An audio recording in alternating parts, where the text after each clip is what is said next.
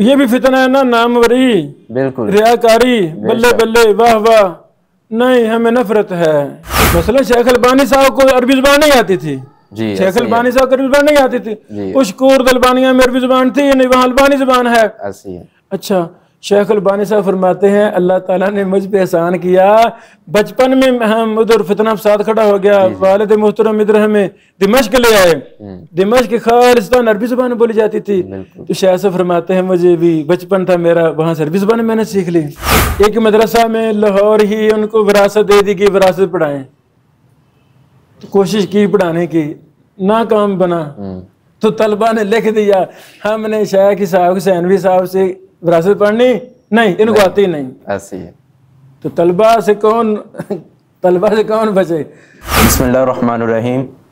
الحمدللہ القمر T V studio کے پلیٹ فارم سے میں ہوں آپ کا عثمان الہی۔ محترم ناظرین، اس پرفتن دور کے اندر کہ جس طرح ہر طرح فتنوں کی الگار ہے ہر طرف، اور فتنوں کی الگار نے انسانیت کو اپنے احاطے میں لیا ہوا ہے، اس پرفتن دور کے اندر جہاں فتنوں کا مقابلہ کرنے کے لیے ہم خطابت کا استعمال کرتے ہیں اور خطابت کے ذریعے اللہ کے دین کی سربلندی کا جھنڈا علم بلند کرتے ہیں، اسی طرح اب ضرورت ہے کہ ہم اپنے قلم کو بھی متحرک کریں۔ اور آج کی پوڈ کاسٹ کا جو ہمارا عنوان ہے وہ یہ ہے کہ تصنیف اور تحقیق کے میدان میں مہارت کس طرح حاصل کی جا سکتی ہے، اور اس موضوع پر میرے ساتھ گفتگو کرنے کے لیے موجود ہیں عزت مآب فضیلت الشیخ حافظ ابن بشیر الحسینوی حافظہ اللہ تعالی، جو کہ شیخ محترم مصنف کتب کثیرہ ہیں۔ میں شیخ محترم کو القمر ٹی وی چینل پر تشریف آوری پر میں خوش آمدید کہتا ہوں۔ شیخ محترم السلام علیکم ورحمۃ اللہ وبرکاتہ۔ اللہ تعالیٰ آپ کی تمام تر جہود کو قبول فرمائے، شرف قبولیت سے نوازے۔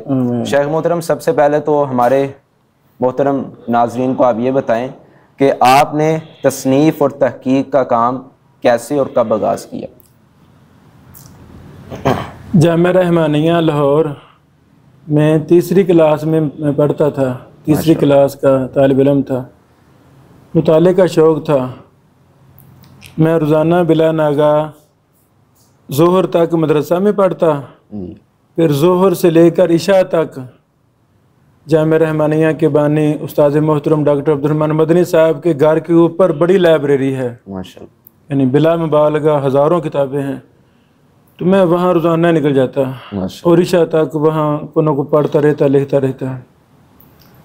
پھر استاد محترم عبدالرشید راشد صاحب رحمہ اللہ ملے، ان کو پتہ چلا کہ ابراہیم مطالعہ کرتا رہتا ہے، انہوں نے میرے مطالعہ کی سمت کو معین کر دیا، بیٹا ایسے مطالعہ کرنا ہے کہ اللہ مطالعہ ہی نہیں بلکہ لکھنا بھی ہے۔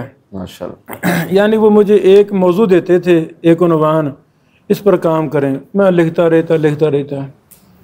اور الحمدللہ اس وقت محدث لائبریری میں 3 بڑے شیوخ تصنیفی کام کر رہے تھے، ماشاءاللہ، شیخ عبدالجبار سلفی صاحب، شیخ آصف عریب افغانی حافظہ اللہ، اور شیخ عبدالقہار صاحب، مجھے بھی نام بھی یاد ہیں۔ تو یعنی یہ بزرگ نہ وہاں تصنیفی کام کر رہے تھے، بلکہ شیخ الحدیث استاد محترم رمضان سلفی صاحب بھی وہاں روزانہ عصر کے بعد 2 گھنٹے تصنیفی کام کرنے آتے تھے، ماشاءاللہ۔ تو میں ان کو دیکھتا، جو مجھے سمجھ نہ آتی میں ان شیوخ سے پوچھتا تھا۔ یعنی عبدالرشید راشد صاحب رحمہ اللہ نے میری بڑی رہنمائی کی، یعنی تصنیفی میدان میں مجھ پر دست شفقت رکھنے والے سب سے زیادہ عبدالرشید راشد صاحب رحمہ اللہ تھے، ماشاءاللہ۔ جب میں ایک مکمل کرتا دوسرا دے دیتے، دوسرا کرتا تیسرا، اس طرح مسلسل وہ مجھ سے کام لیتے رہے جامعہ رحمانیہ میں ہی۔ پھر مرکز تربیہ کا رستہ دکھانے والے بھی وہی تھے، کہتے بیٹا مرکز تربیہ میں آپ نہ پڑھیں جا کے، آپ کو شوق ہے محبت علم سے، بلکہ مرکز تربیہ میں میرے ساتھ گئے تھے، مجھے تو پتہ نہیں تھا رستے کا، کہتے میں نے آپ کے ساتھ جانا ہے، پھر وہ ساتھ گئے تھے۔ اللہ ان کو بیچارے فوت ہو گئے، پسرور سے تھے، مدینہ یونیورسٹی سے فارغ تھے، اللہ ان کو جنت الفردوس اعلی مقام عطا فرمائے۔ مرکز تربیہ شیوخ کے سائے تلے پڑھنے کا شرف۔ پھر 3 سال وہاں رہا، وہاں تو پھر کیا کمال تھا، یعنی جب میں فارغ ہوا تھا مرکز تربیہ سے تو میں 30-32 کتابیں لکھ چکا تھا، ماشاءاللہ ماشاءاللہ. کچھ احکام پر، کچھ اصولوں پر، کچھ عقیدہ پر. چھوٹی عمر تھی. تو وہاں سے پھر محدثین کے ساتھ ایسی محبت پیدا ہوئی کہ ہم تو نکمے ہیں، اور ایک میں جنگلی انسان ہوں، جنگل میں رہنے والا. جہاں پاکستان ختم ہوتا ہے وہ جنگلی ایریا ہمارا ہے، بارڈر ایریا. گنڈا سنگھ حسین خان والا میری بستی ہے، ادھر زندگی گزاری میں نے. تو لیکن الحمدللہ اس جنگل میں رہ کر میں نے محدثین کے ساتھ زندگی گزاری ہے. یعنی ابن تیمیہ رحمہ اللہ کی کتابیں پڑھ رہے، امام بخاری صاحب پر کام کر رہے، دیگر محدثین پر. تو ان محدثین کی صحبت تو ہم نے نہیں پائی، بے شک، لیکن ان کی کتابوں سے ہم نے صحبت جیسا ہی سلوک ہم نے پایا الحمدللہ. شیخ محترم، آپ نے ماشاءاللہ بہت سی کتابیں لکھی، تصنیفات کی ہیں. تو دورہ طالب علمی میں آپ کی سب سے پہلے کون سی تصنیف تھی جو مارکیٹ میں شائع ہوئی؟ شائع تو ہوئی ہے بالوں کا معاملہ. ماشاءاللہ. وہ بھی وہم و گمان بھی نہیں تھا کہ میری بھی کتاب کو شائع کرے گا. نئے مصنف کو جی بالکل بڑی مشکلات کا سامنا ہوتا ہے، لیکن جو بھی اللہ کی رضا کے لیے ڈٹ جاتا ہے تو یہ مشکلات اس کے پاؤں کے نیچے روندی جاتی ہیں. اللہ کی ایسی مدد آتی ہے. اللہ تعالیٰ دیکھتے ہیں پہلے یہ میرا بندہ کرتا کیا ہے. تو جو بھی ڈٹ جاتا ہے ایک مشن پر، اللہ تعالیٰ سے ضائع کرتے نہیں. یہ میرا مضمون تھا بیسک مرکز تربیہ میں لکھا میں نے. یعنی بالوں پر میں نے مسائل اکٹھے کیے. اچھا، یہ عادت میری استاد محترم عبدالرشید راشد صاحب نے بنائی تھی. بیٹا جس چیز کو بھی لینا ہے نا، لائبریری میں تمام کتابوں کا مطالعہ کر کے پھر اس کی جان چھوڑنی ہے. یعنی ایک موضوع کو لکھنے کے لیے میں سینکڑوں کتابوں کا مطالعہ کرتا تھا. مطالعہ سے مراد فہرست دیکھتا تھا. اس وقت شامل شملے نہیں تھے اس دور کی. یعنی 2000 1999 2001 2 3 4 5 کی بات کر رہا ہوں. یہ میرا زمانہ طالب علمی ہے. تو اس دور میں ایک طرف سے کتابوں کی فہرستیں دیکھنا شروع کر، ساری دیکھ جاتا ہے. اور جو میرے متعلقہ موضوع پر چیز ملتی فہرست میں وہ میں ہائی لائٹ کر لیتا. پھر فتاوی جا دیکھتا. پھر جامعہ رحمانیہ کے لائبریری میں بر صغیر کے تمام رسائل و جرائد موجود، ابھی موجود ہیں. اس وقت میرے دور میں فہرستیں نہیں بنی تھی، تو میں ایک ایک رسالہ دیکھ کر وہ چیزیں مطلوبہ اکٹھی کرتا. تو ابھی بھی یعنی جس بھی موضوع کو میں نے چھیڑا ہے زندگی میں ایک ہی بار مطالعہ کیا ہے. جب مطالعہ کیا ہے تو پھر نہ کسی کو معاف نہیں کیا، کسی کتاب ہر چیز سے فائدہ لیا ہے. اور ایک دفعہ مطالعہ کیا ہے، ساتھ مطالعہ بھی ہو گیا سینکڑوں کتابوں سے، ساتھ وہ کتاب بھی لکھ دی گئی ہے. یعنی دوبارہ مجھے ضرورت نہیں کبھی پیش آئی کہ میں دوبارہ پھر اس کا کیونکہ علم پڑھنا، پھر تخصصاتی مطالعہ کرنا، پھر چیز کو لکھ دینا، وہ علم تقریباً یاد ہی ہو جاتا ہے تقریباً. یہی وجہ ہے کہ زیادہ کتابیں میں لکھ چکا ہوں. اس کی یہ پیچھے وجہ ہے. اگر تھوڑا تھوڑا بندہ مطالعہ کرتا رہے ساری عمر وہ کچھ بھی نہیں کر سکتا. تھوڑا تھوڑا مطالعہ کرنے والا بندہ خود آدھا گمراہ رہتا ہے. کسی چیز میں اس کو نہ یعنی حرف آخر اور یقین وثوق کے ساتھ اس کو پتہ نہیں ہوتا اس مسئلہ میں راج مرجو کیا ہے. وہ ساری عمر محتاج پوچھتا رہتا یار یہ، حالانکہ پڑھا لکھا ہوتا ہے. کیا مطلب تھوڑا تھوڑا مطالعہ کیا ہوتا ہے. ایک چیز کو لیں اس کے پیچھے لگ جائیں، خاص سال لگ جائے. سال میری کئی کتابیں چھپی نہیں ہیں، ابھی کئی کتابیں چھپی نہیں ہیں، انشاءاللہ شائع کریں گے. تو ایک ایک چیز پر میں نے نا پورے مسوعے لکھے ہیں. ماشاءاللہ. شیخ محترم، اسی طرح آج جو آپ دیکھتے ہیں کہ پرفتن دور ہے، ہر طرف فتنوں کی ایک یلغار ہے، پوری انسانیت کو اپنے احاطے میں لیا ہوا.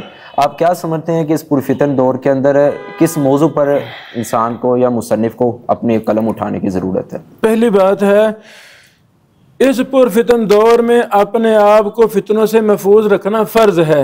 بالکل. جو فتنوں میں بہ گیا، جس کو فتنے کا اثر لگ گیا، یہ بھی فتنہ ہے نا، ناموری، بالکل، ریاکاری، بلے بلے، واہ واہ، نہیں ہمیں نفرت ہے. یہ ویڈیو بھی ایک مجبوری ہے، ویڈیو بھی مجبوری ہے، پیغام پہنچانا انسان، پیغام پہنچانا، اور کوئی ہمارا مشن مقصد نہیں ہے. اگر اتنی زیادہ محنت کے باوجود اللہ ہمیں جہنم میں پھینک دے تو ہم جیسا بیوقوف کون ہے؟ اللہ. یعنی یہ جو بھی تھوڑی بہت محنت، یہ صرف یہ اللہ بغیر حساب کتاب کے سیدھا کہہ دینا جاؤ میرے بندے جنت میں نکل جاؤ چلے جاؤ. تو یعنی ایک نہیں ہزاروں فتنے ہیں، بڑے بڑے اہل علم ان فتنوں کی رو میں بہ چکے ہیں، کوئی کسی میں کوئی کسی میں۔ تو میری کتابیں، میری فیس بک وغیرہ 12-13 سال، یوٹیوب 12-13 سال سے انشاءاللہ ایک حرف بھی آپ کو فتنہ میں امیزی میں ہوں نہیں ملے گا۔ دیکھتے ہیں آپ کیسے ہو سکتا ہے؟ بالکل ہم ایسے ہی پاگل ہیں، شیطان ہم پہ سوار ہو جائے اور جو فتنہ چل رہا ہے ہم بھی اس میں ملوث ہو جائیں، کیسے ہو سکتا ہے؟ رسول اللہ صلی اللہ علیہ وسلم نے ہمیں ہی تعلیمات دی ہیں کہ فتنے میں اپنے ہاتھوں کو روک لو، ویسے ہی دروازوں کو بند کر لو، زبانوں کو لگام دو، یہ صحیح حدیث ہیں۔ تو ہاتھوں کو روکنے کا مطلب کیا ہے؟ کچھ نہ لکھیں، یعنی ہاتھوں سے کتنے فتنے، یعنی بڑے زیادہ نوجوانوں کو جو ایک عرصہ مجھ سے دورے کیے، انہوں نے مجھ سے پڑھا، پھر فتنوں میں بہ گئے۔ اللہ کی قسم وہ مستقبل کے محدثین تھے، ائمہ ہدیٰ تھے، شیوخ الحدیث تھے، بڑے جماعتوں کے لیڈر انہیں بننا تھا، لیکن وہ فتنوں میں ملوث کر دیے گئے۔ ان کو ایسے فتنہ پرور لوگ ملے جنہوں نے ان کو فتنوں میں اندر داخل کر دیا۔ تو نہیں، ہاں دوسرا سوال ہے ان فتنوں کے دور میں کیا کرنا چاہیے؟ کوئی بھی انسان چھوٹے موضوعات سے کام شروع کرتا ہے، چھوٹے عناوین سے۔ مثلا میں دیکھوں میرے گھر میں کتنے فتنے ہیں، میں دیکھوں بیٹیاں ہیں، بیٹے ہیں، بھائی بہن، رشتہ دار سب ہیں۔ تو ہمیں اپنی صلاح اپنے گھر والوں کی، بستی والوں کی سب سے پہلے کرنی ہے۔ قُوْ أَنفُسَكُمْ وَأَهْلِيكُمْ نَارًا، تو ہمیں سب سے پہلے نہ، بلکہ جب آپ نے بھی مجھ سے پوچھا تھا میں نے کیا کہا تھا؟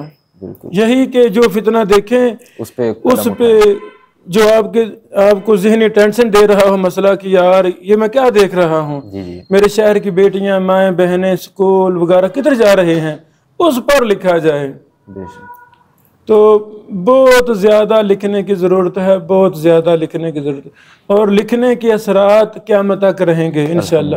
مشرق سے مغرب، شمال سے جنوب تک آپ کے قلم کا لکھا ہوا جا رہا ہے، جاتا ہے انشاءاللہ۔ الحمدللہ۔ شیخ محترم، جب بھی کوئی طالب علم یا کوئی فضلا یا کوئی عالم دین تصنیف کا کام شروع کرتا ہے تو بہت سے احباب اس کے کام میں رکاوٹ بنتے ہیں اور یہ کہتے ہیں کہ آج تو PDF کا دور ہے، آپ کو ہر کتاب یعنی یوٹیوب سے مل جائے گی یا آپ کو مل جائے گی، تو اب PDF کا دور ہے، اب آپ اس پہ قلم نہ اٹھائیں، اس پہ تو سینکڑوں کتابیں پڑھی ہوئی ہیں۔ اب مصنف دوبارہ اس پہ قلم اٹھانے کی کوشش کرتا ہے تو انہی باتوں سے بھی وہ اپنا قلم نہیں اٹھاتا۔ تو آپ کیا کہنا چاہیں گے ان لوگوں کے بارے؟ 4-5 سال پہلے لاہور میں ہی ہم ہر جمعرات جمع ہوتے تھے، کافی دور سے علماء میرے پاس آتے تھے، اس میں نے تصنیف و تحقیق کا دورہ کروایا تھا۔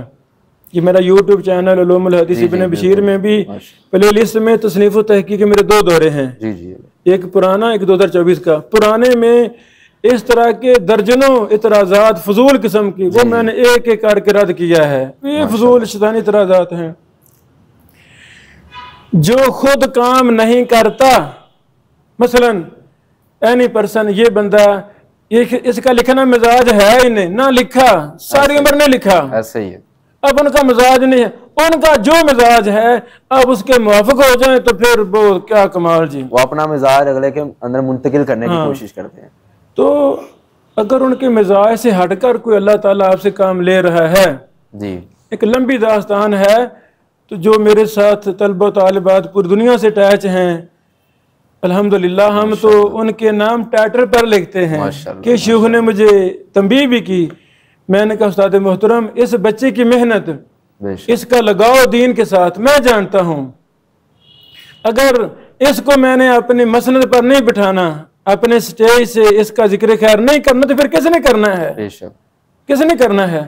تو یعنی ہمیں ایسی، ہاں اصل میں جس کا یہ منہج نہ ہو وہی یہ باتیں کرتا ہے۔ تو میرے عزیز، امام بخاری رحمہ اللہ نے جب بڑے احسن انداز سے صحیح بخاری لکھی تو اپنے دور تک کے سارے فتنوں کا رد کیا، بالکل، کتنے مثبت انداز میں، نام تک بھی نہیں، پھر اور مستقل بھی کتابیں لکھنی پڑی تو لکھی، خلق و افعال العباد، یہ ایک بہت بڑے فتنے کے رد میں کتاب مستقل لکھی۔ جزو قراء خلف الامام جزو رفع الیدین، یہ اس دور کے بہت بڑے بڑے فتنے بن چکے تھے یہ مسائل. جی. تو امام بخاری صاحب نے کیسے کام کیا؟ تو ہمیں بھی مثبت انداز میں جس لیول کا فتنہ ہے اس کو اچھی طرح مطالعہ کر کے، یہ نہیں فتنے کا پتہ نہ ہو تو پہلے بندہ کتابیں لکھے. فتنہ ہی نہیں، قرآن و حدیث کو مثبت انداز میں احسن سے احسن انداز میں پیش کرنے کی ضرورت ہے. انگلش آتی انگلش میں پیش کرے، فرانچ آتی ہے، چائنا زبان چائنی، اللہ تعالیٰ توفیق دے چائنی زبان کے مستقل ادارے یعنی بڑھنے چاہیے، یہ زبانیں سیکھی جائیں تاکہ ہماری کتابیں ہم ہر زبان میں لانچ کریں. تو ہر دور میں الگ الگ ضرورت ہے کام کی. قرآن حدیث تو وہی ہے، الحمد ہمارا ایمان ہے، لیکن صحابہ کرام نے اپنے دور کے مطابق قرآن و حدیث کو مدون کیا، مرتب کیا، عام کیا. امام بخاری صاحب کے دور میں کوئی قرآن حدیث بدل گیا؟ وہی تھا. اب امام مالک صاحب کی کتابیں، امام مالک صاحب نے جب موطا لکھی تھی تو اس سے پہلے تقریباً کوئی درجن موطا لکھی جا چکی تھی. لوگوں نے کہا تھا کہ کیا لکھ رہے ہیں، سب لکھی گئی ہیں. مالک صاحب نے کہا تھا جو اللہ کے لیے باقی رہے گی، باقی کوئی بھی نہیں جانتے ہیں، مالک صاحب جانتے ہیں. تو امام بخاری صاحب کے دور میں وہی کتابیں تھیں، وہی قرآن حدیث تھا ایک نئے انداز میں. امام ابن کثیر ابن تیمیہ کے دور میں وہی قرآن حدیث تھا ایک نئے انداز میں. شیخ البانی ابن حجر رحمہ اللہ کے دور میں وہی قرآن حدیث تھا. تو یعنی ہر دور میں نئے سے نئے انداز میں، آسان سے آسان انداز میں کام ہوئے ہیں، اور یہ سلسلے قیامت تک جاری رہنے چاہیے انشاءاللہ. شیخ محترم، ہمارے مدارس کے اندر کچھ طلباء اس طرح بھی ہیں کہ جن کی عربی کمزور ہے، عربی عبارت میں وہ کمزور ہیں، اور اس طرح گرامر میں بھی وہ کمزور ہیں، مگر ان کو تحقیق کا اور تصنیف کا شوق بہت ہے. تو آپ ان کے لیے کیا رہنمائی کرنا چاہیں؟ دو جواب ہیں. پہلا جواب یہ ہے ہمیں بنیادی گرامر ازبر کرنی ہے. اساتذہ سے اسپیشل مستقل ٹائم لے کر ہمیں عربی کو گرامر کو سیکھنا ہے، اور یہ فرض ہے. جی. جس کو عربی زبان آتی ہے وہ مصنف محقق بنے گا تو ایک معتبر نام ہوگا. بے شک ایسے ہی. جس کو عربی زبان آتی نہیں وہ مصنف محقق بنے گا تو وہ کوئی جاہل ان پڑھ انجینئر جیسا چولستان بنے گا. جس کو عربی خود نہیں تو کیا وہ دین کا کام کرے گا؟ عربی زبان سیکھنی چاہیے. دوسرا جواب اس کا یہ ہے جو خلوص نیت سے اس میدان میں داخل ہو جاتا ہے، اب لکھنے میں ترجمہ کرنا ہے، ترجمہ نہیں آئے گا تو وہ ضرور ہاتھ پاؤں مارے گا. کسی شاعر سے پوچھے کہ استاد جی عبارت سے نہیں سمجھا دو، نحوی قاعدہ کیا ہے؟ تو کثرت مطالعہ، بار بار کتابوں کو پڑھنا، ہر صفحے پر اس کو مشکل آئے گی، آخر کار مجبور ہو جائے گا، وہ گرامر سیکھے گا. یعنی مثلا شیخ البانی صاحب کو عربی زبان نہیں آتی تھی، شیخ البانی صاحب کو عربی زبان نہیں آتی تھی، اشکور البانیہ میں عربی زبان تھی نہیں، وہاں البانی زبان ہے.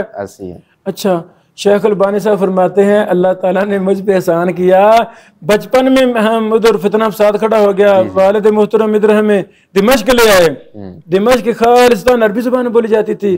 تو شیخ صاحب فرماتے ہیں مجھے بھی بچپن تھا میرا، وہاں سے عربی زبان میں نے سیکھ لی.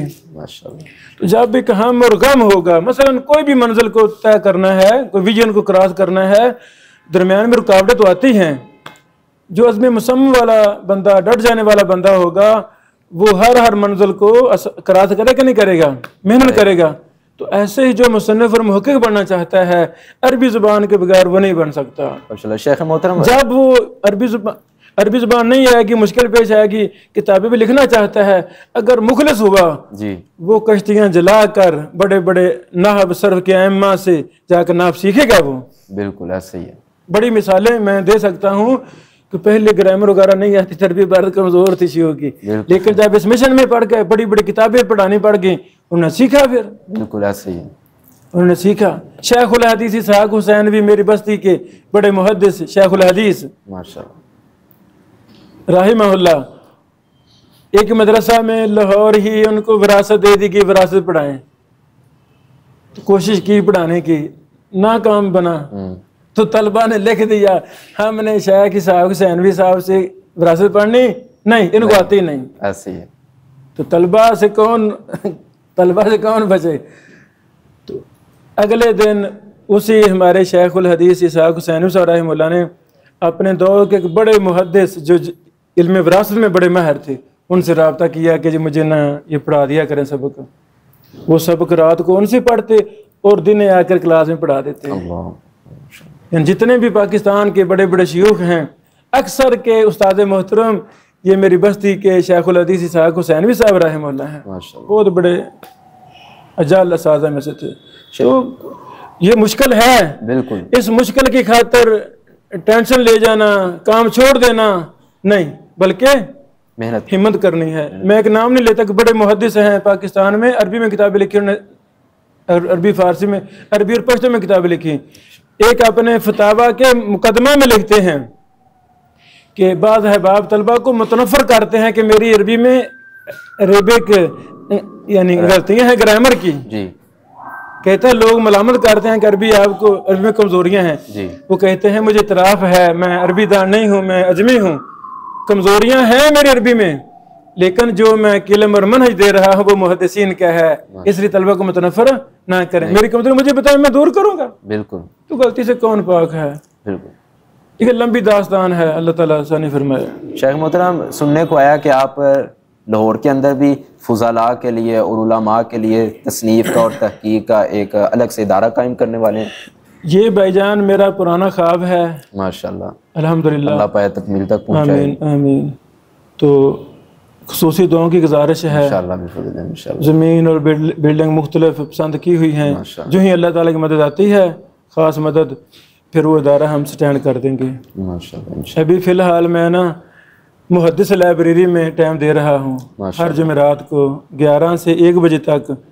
لاہور کے مختلف مدارس کے دیگر طلبہ، پی ایچ ڈی اسکالر وغیرہ، ایم فل والے، وہ چونکہ میں مصروف رہتا ہوں، سارے تنگ کرتے ہیں گھر آ کر مجھے، تو میں نے کہا اب اس کلاس کو اٹینڈ کریں، جو بھی رہنمائی میں کر دیتا ہوں. پھر ماشاءاللہ انشاءاللہ اگلے چند مہینوں میں ہم یہ لانچ کریں گے اللہ کی رحمت اس کا آغاز کریں گے بڑی جلدی بڑی جلدی. بہت بہت شکریہ شیخ محترم. بارک اللہ فیک. جی محترم ناظرین، یہ تھے ہمارے ساتھ فضیلت الشیخ ابن بشیر الحسینوی حفظہ اللہ تعالی. شیخ محترم نے القمر ٹی وی چینل کو اپنا قیمتی وقت دیا. اللہ تعالیٰ ان کی تمام تر دینی جہود کو قبول فرمائے اور اللہ تعالیٰ شیخ محترم کا سایہ ہم پر سلامت رکھے. انشاءاللہ ملتے ہیں ایک نئے پوڈ کاسٹ کے ساتھ، تب تک کے لیے السلام علیکم ورحمۃ اللہ. وعلیکم السلام.